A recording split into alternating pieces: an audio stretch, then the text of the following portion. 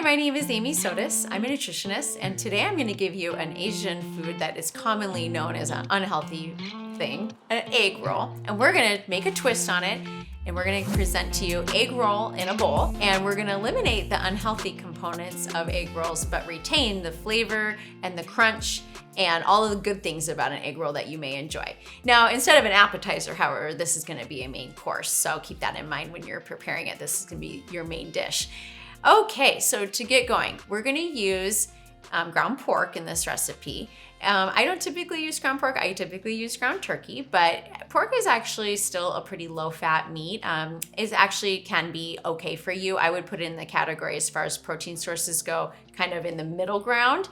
It's not as clean as other poultry options, let's say, but you also don't have anything terrible when it's ground and you're just going to be using it as a small portion. So we're going to use ground pork for the main meat source here. Besides for the ground pork, the other main ingredients that we're going to be incorporating in our egg roll in a bowl is using a coleslaw mix and bean sprouts. And that's going to give this meal a wonderful crunch and some nutrients too. Bean sprouts are actually an uncommon vegetable, really. I'd say they're commonly only found in Asian dishes, but yet most people don't buy them or know how to use them. So this will get you cooking most likely with a new vegetable to you.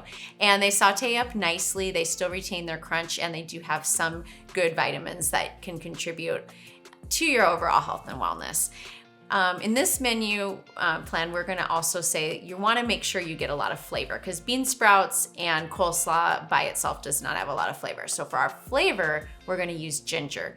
And ginger is an anti-inflammatory food. In fact, it is a superfood. It's a health food.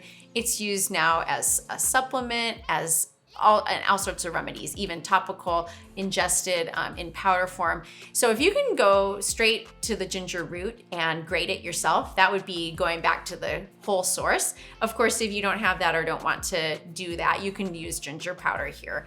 But I highly recommend ginger if your stomach can handle it, if you're looking to reduce inflammation in your joints, even just for skin and other medicinal properties. Now, the quantity of ginger you'll eat here is pretty small, so let's be honest, you may or may not get a lot of the benefit of ginger, but I just wanted to bring it up to keep your mind active and engaged in all of the whole foods in vegetable form that are also actually they're medicines, really. If they're used properly, you can see health benefit from using them. We're gonna use a bunch of onions as well for the flavor. And of course, we're gonna try to figure out how to replicate an egg roll taste without using an MSG or high sodium sauce. So in this case, we're gonna use coconut aminos.